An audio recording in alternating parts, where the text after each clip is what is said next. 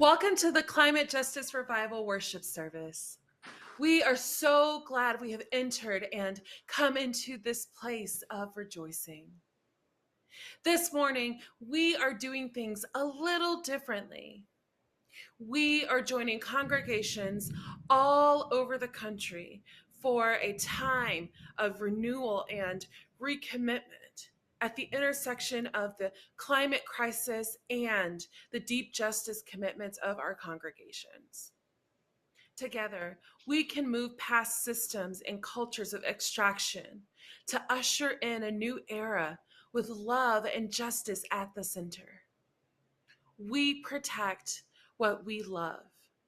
So during this morning's worship, we will be remembering our love for earth, air, fire, and water.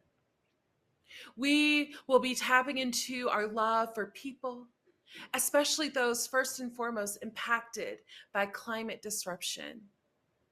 We will be celebrating all of creation and recommitting our care and protection. Let's begin with breath and air.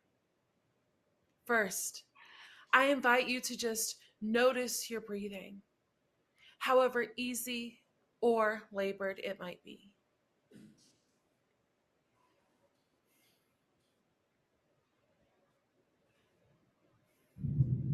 Give thanks for those gathered with you, and give thanks for air, always present, supporting all life.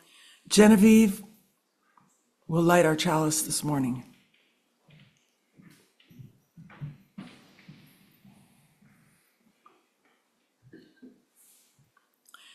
We light this chalice with an open heart, with resolve, with tears still fresh on our cheeks, in hope, with reverence, with all our souls longing, in self-love, in giving love, in holy love. Thank you, Genevieve. Before we sing the first hymn, let me remind our remote participants to leave yourself muted. However, we want you and whoever is with you to sing with us as big and loud as you like. Make it a joyous experience. Please stand in body or spirit and sing the opening hymn, Fire of Commitment.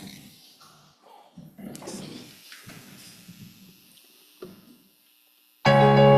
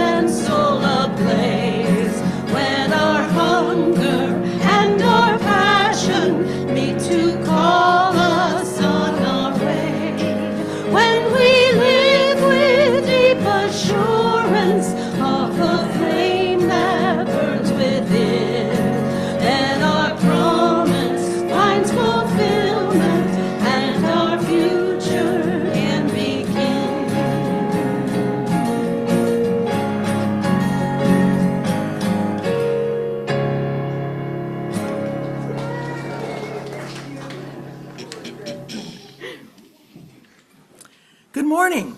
Good morning. Welcome to the Unitarian Universalist Community of Cambria.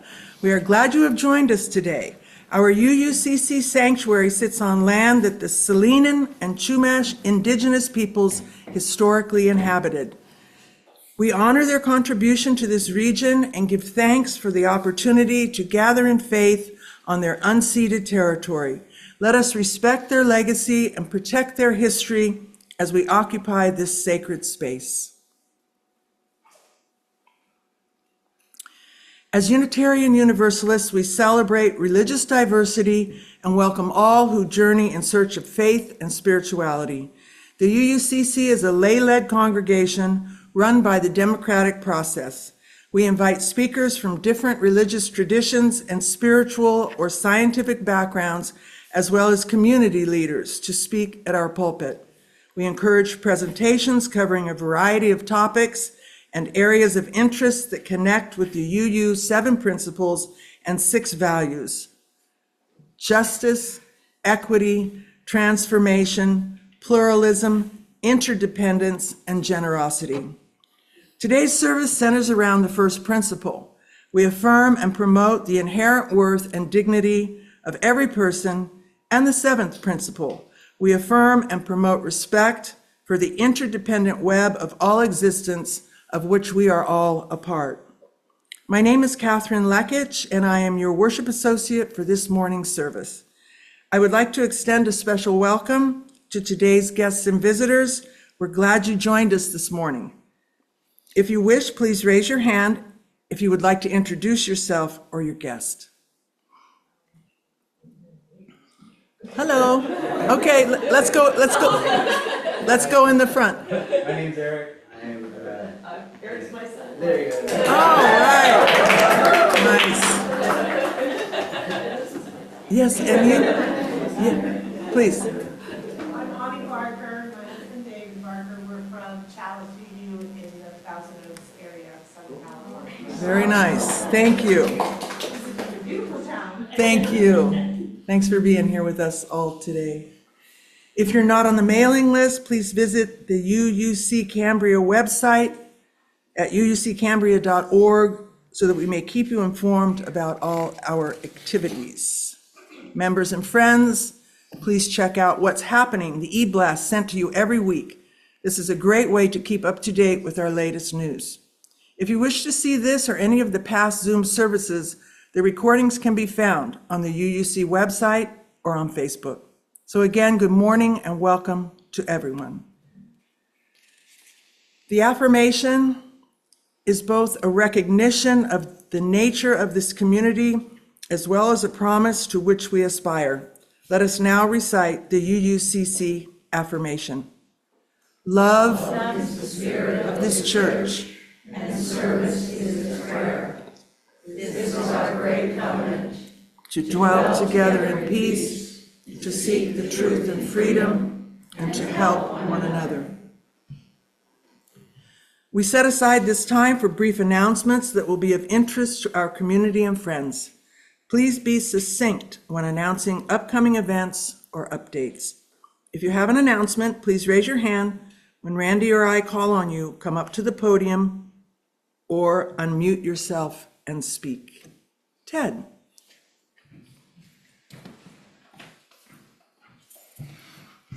Good morning, everyone. One last reminder, our rally for No to Offshore Wind will be happening on next Saturday at noon at Veterans Hall. I'd like to send a message to our leaders that there's better ways to spend all this tax money for passive power development. This presents a threat to our environment and our economy right here in Cambria. Please join us next Saturday at noon. You don't have to go on the walk, but join us. Thank you. Anybody else here? Looks like that's it, Randy. How about you? No hands here. Back to you. Okay.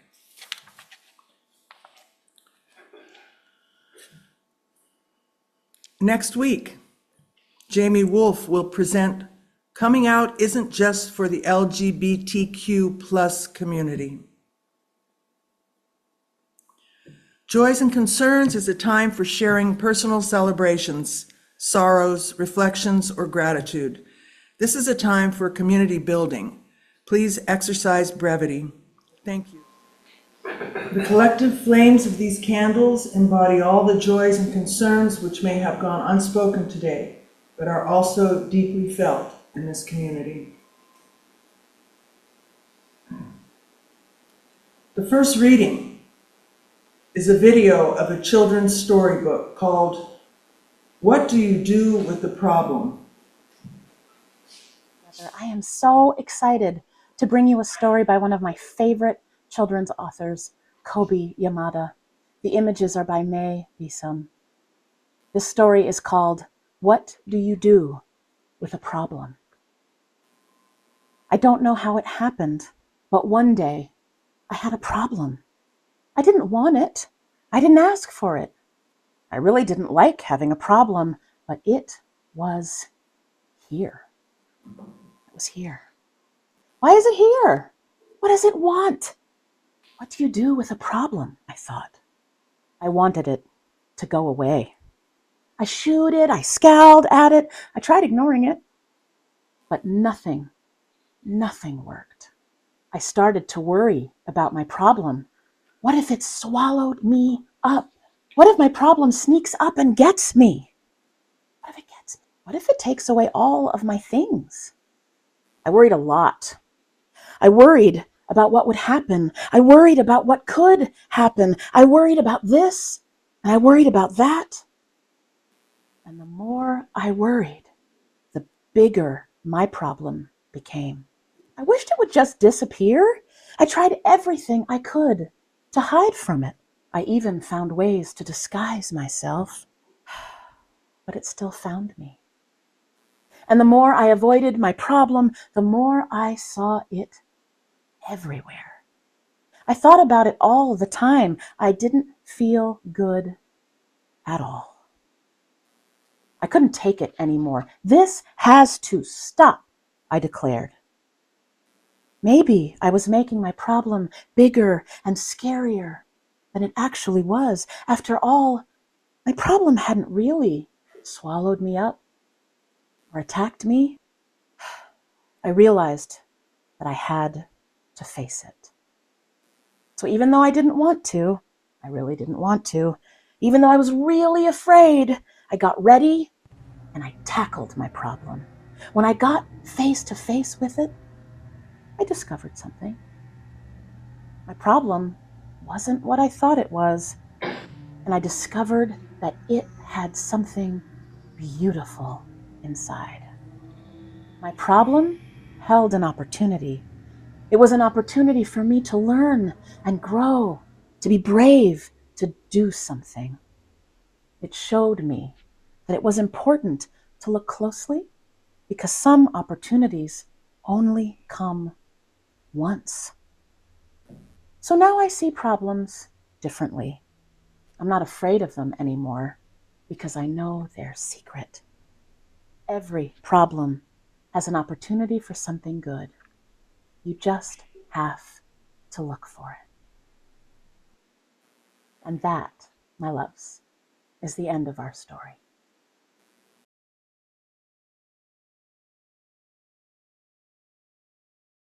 That was Reverend Dr. Sophia Betancourt, the UUA president. Let us join in a time of meditation, of prayer, and of silence. Let us seek the quiet and the calm, laying aside our struggles. And in the silence, may there be a reverence in our hearts, a thankfulness within our spirit, and a deepened understanding of the meaning of our lives. Let us enter the stillness.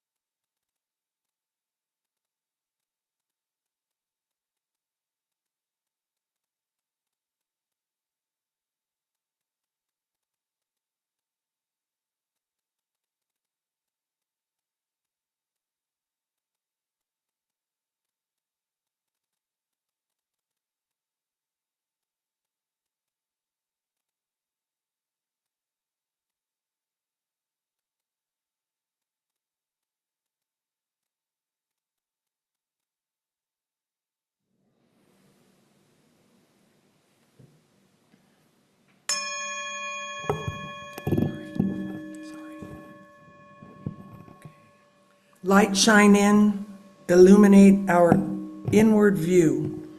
Help us to see with clarity.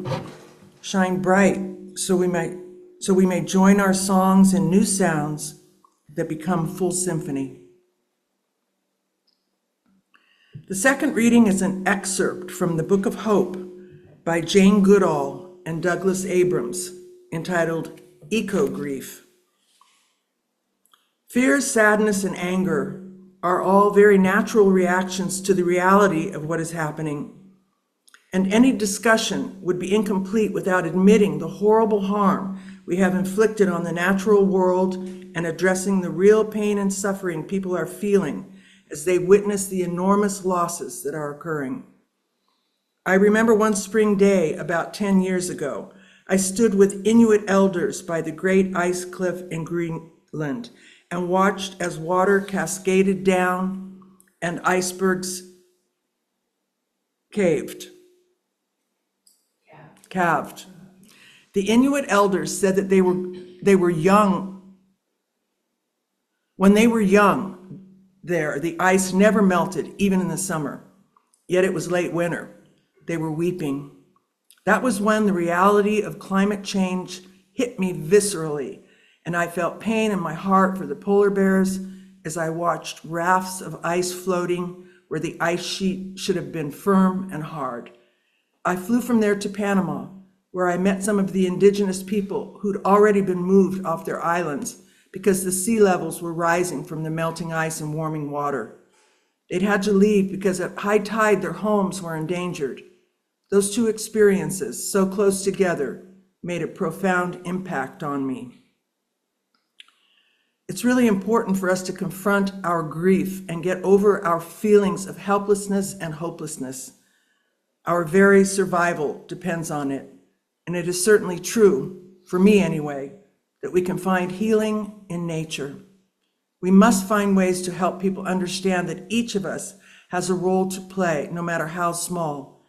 Every day we make some impact on the planet, and the cumulative effect of millions of small ethical actions will truly make a difference. I honestly believe we can turn things around. But yes, there is a but. We must get together and act now. We only have a small opportunity, a window that is closing all the time. So each of us must do what we can to start healing the harms we have inflicted and do our best to slow down biodiversity loss and climate change. I have seen and heard about hundreds of successful campaigns and met so many wonderful people. And sharing these stories give people hope that we can do better.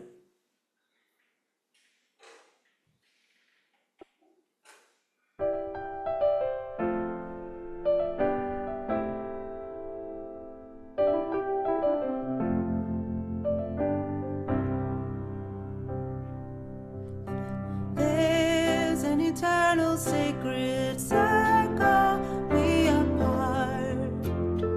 We are part of it. There's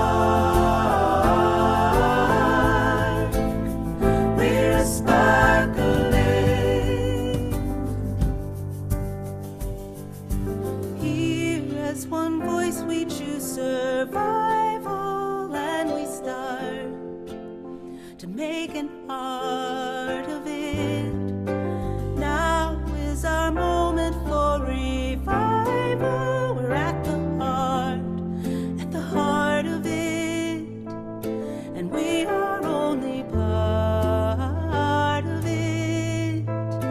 We are only part of it. We are a part. We are part of it. We're at the heart. We're at the heart of it. We are a part. We are part of it. We're at the heart. We're at the heart of it.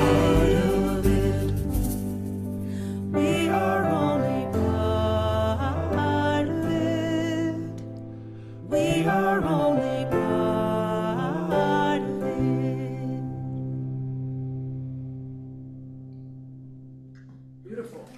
Welcome to the first ever UU Climate Justice Revival. Our congregation is joining thousands of UUs in over 370 UU congregations for the UU Climate Justice Revival. This revival aims to collaboratively create a representation of the challenges of climate change and the possibilities for liberation within our communities. Identify a vision for a flourishing future and actions we can take to make that vision a reality, and spotlight our role in the interdependent ecosystem of creating climate justice and collective liberation. This congregation is part of something big, something historic, something our UU denomination has never done before. Each and every one of you is a part of it. Now is our moment for revival.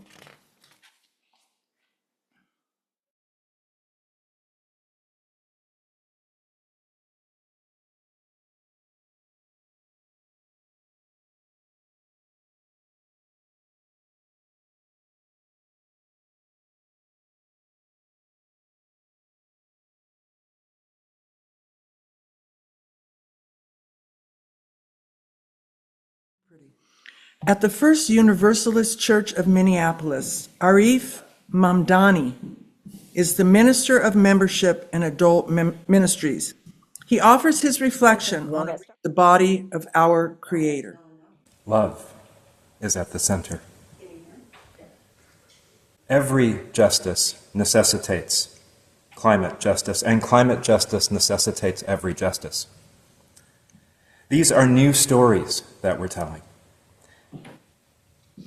These are new stories that we're telling. We are learning to tell ourselves a new story about our wholeness. We are learning to imagine ourselves into a different relationship with the earth. We are learning to imagine ourselves into a different relationship with the earth and how we live with them. We need these stories urgently because we need a complete transformation of how we live on this planet, how we understand ourselves in relationship to our earth, and what we are called to be and to do as a result. In other words, we need to imagine our way into different stories, and then we need to live them. This is exactly the move that theologian Sally McFague makes when she argues that the earth is the body of God. McFague was writing in the 1980s. Some of us were alive then. Some of us weren't, and if you weren't alive then, I'm going to try, and probably fail, to describe just a little bit of what it was like. By the mid-'80s, Earth Day was a known quantity in much of liberal America. Tensions over the oil crisis had everyone thinking about ways to be more energy efficient and more energy independent. Environmentalists saw a glimmer of hope, and they and we also saw many gathering clouds. clouds of war and global destruction in the form of a nuclear weapons race. At 48 years old, I think I was one of the last to have regular nuclear war drills in school. And even that was elementary school. They were an artifact of the past by my middle school years. But the specter of nuclear annihilation was very real, it was very present, and the sense of living within a period of existential threat was palpable. Not to put too fine a point on it, but McFague was riding into the teeth of apocalypse. She was doing theology on the cusp of existential annihilation. In other words, not too different from the theology that we are doing today with the presence of the earth and its suffering in our hearts and in our minds. Her method, which she called metaphorical theology, asked us to move into a place of imagination with her question, how would we think or act differently if this were true? She knew that she was working against entrenched notions of God just as we are today. And instead of arguing and trying to knock an idol off its base, she said, keep your idol, keep those ideas. Just ask this question with me. How would you think or act differently if this were true? And then she said, what if the earth was the body of God? I get shivers when I ask that question. And if you're struggling with this, let me remind you of two things. First, that some theologians have defined God as that which is greater than us, that which we are wholly reliant upon, and that which we cannot live without. Which is to say that nature, which is to say that our earth does a very good job of fitting that definition and criteria. Second, many have said that if I look at my checkbook, I will know what I believe in. If I look at my credit card statement, it will tell me what I believe in. If we were to look at our checkbooks, if we were to look at our credit card statements, what would they say we believe in? If we are going to have a God today, if we are going to put any logic up above us and follow its call, if we are going to open our hearts in surrender to anything, and particularly knowing that what we believe shapes what we act and how we act shapes what we believe, thinking and acting as if the earth was the body of God would be an awfully good model to live within and to live with. Hang out in that space of imagination with me for a few moments, will you? Can we imagine how different things would be if we behaved and acted as if we believed that the earth that we walk on, the earth that provides everything that we have, is the body of our Creator? The funny thing, of course, is that we need not imagine at all. It is literally true that we are wholly reliant upon the earth, that the forces of nature are far greater than we can ever be and beyond our understanding and imagination, and that we literally cannot live without it. Western intellect has made the fundamental category error of believing that we are separate from that which we are inseparably apart. The earth is God, and we are intimately part of God's body.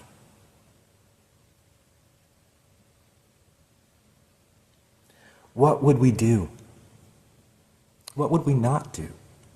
How would we move through a world where everything is holy, where everything is sacred, where everything is a story of gratitude and interdependence?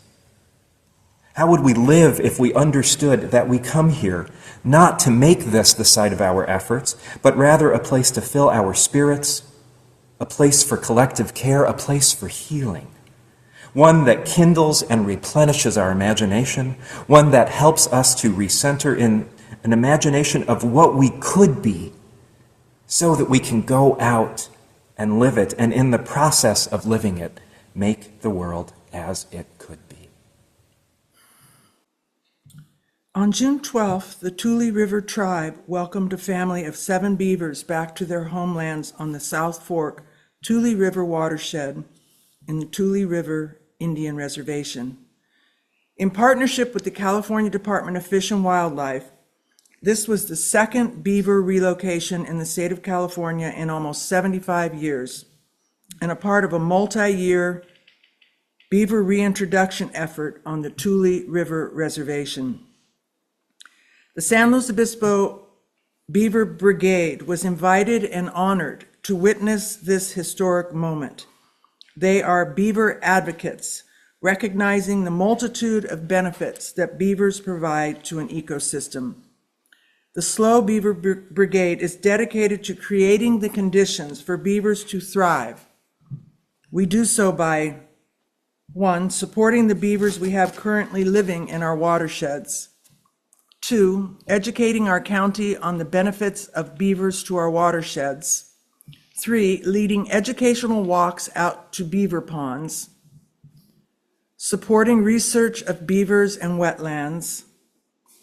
Organizing river and creek cleanups. Educating and installing beaver management tools, and implementing beaver restoration techniques. We are continually learning from the beavers how to be good stewards of our watersheds, and we empower those folks who love our waterways to become stewards themselves. As a part of the Climate Revival Program, it is suggested and highly encouraged that on this Sunday, the UU committees throughout the country, donate its offerings collected on this Sunday to organizations that actively promote climate mitigation efforts and justice. Our offering today will be donated to the San Luis Obispo Beaver Brigade. If you are viewing this service remotely, please use one of the methods shown on the screen. Thank you.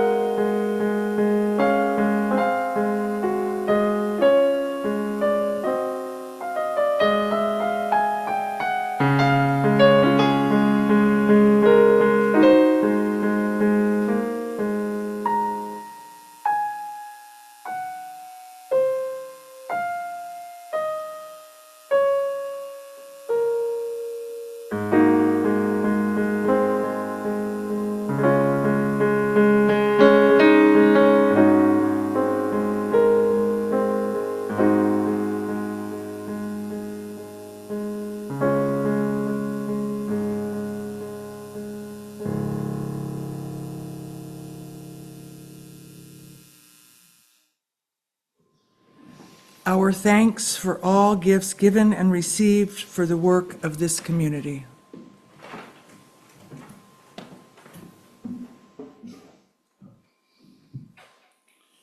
Please stand in body or spirit and sing the closing hymn, Blue Boat Home, number 1064.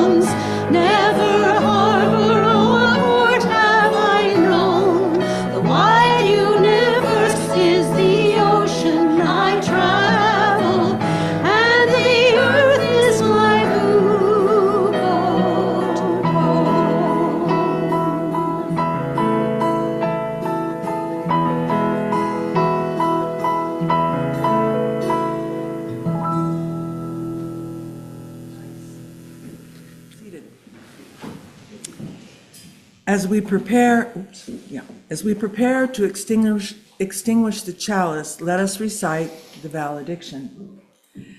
It is our work, shared with each other in covenant, that creates and sustains this beloved community.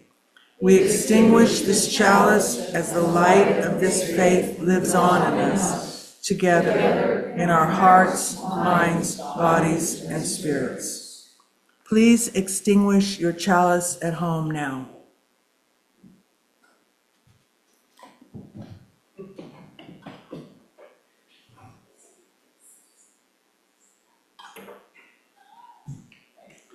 Now let's form a circle and join hands.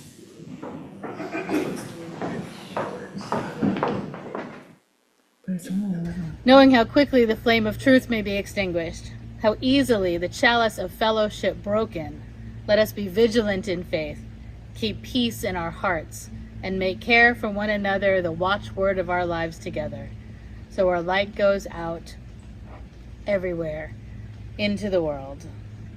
Our light goes out everywhere into the world where healing and hope are needed. Let us go in peace to love and serve this world and one another. It's good to be with you.